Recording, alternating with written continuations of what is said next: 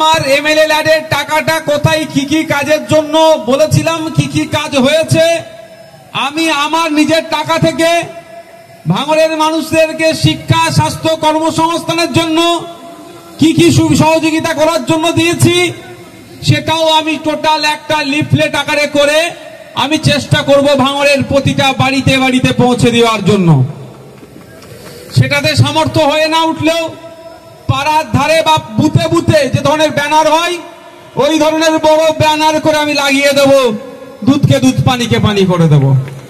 কিন্তু এতটুকুই শুধু একজন যারা বলছেন আমাকে আর পেরে উঠতে পারছে না, কি আমার নামে বলবে, এইটাই তাদের শেষ অস্ত্র। এ নিয়ে আমি চিন্তিতও নয়, ভেঙে আমি পড়ি না, কারণ আমি জানি আমি কতটুকু পারফরমেন্স করছি বা কতটা করতে পারছি না। আমি দায়িত্ব নিয়ে বলছি, যে আমার নামে সব থেকে বেশি আক্রমণ করে তাকে জিজ্ঞাসা করবেন বা তাকে একবার বলবেন যে পশ্চিমবাংলার বিধানসভাতে নওশাদ সিদ্দিকী যখন সাপ্লিমেন্টারি কোশ্চেন গুলো করে আপনাদের দলের মিনিস্টাররা কত উত্তর দেয় আর কত বলে পরে বলবো, এটা জিজ্ঞাসা করে নেবেন।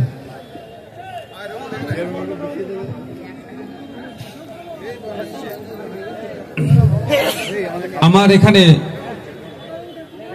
তোমার ভোগালী 2 নম্বর না 1 নম্বর, ভোগালী 1 নম্বর অঞ্চল থেকে আমাদেরই পার্টির একজন দায়িত্বশীল দুটো জিনিস আজকে আমাকে উপহার দিচ্ছে। আমাকে উপহার না, আমাদের রক্তদান শিবিরে একটা বাচ্চার হাত দিয়ে ওই একই স্লোগানে একটা লিফাফা দিয়েছে, একটা খাম দিয়েছে। খামের মধ্যে লেখা আছে এখানে রক্তপাত প্রাণহানি নয়, রক্তদানই হোক ভাঙড়ের পরিচয়। কিছু আর্থিক সহযোগিতা দিয়েছে। আমাদের একাজুল কোথায়? একাজুলকে এটা পৌঁছে দাও। আর একটা সত্যি গুরুত্বপূর্ণ বিষয়,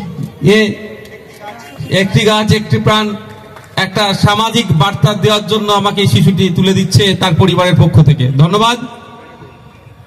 ঠিক আছে, ধন্যবাদ।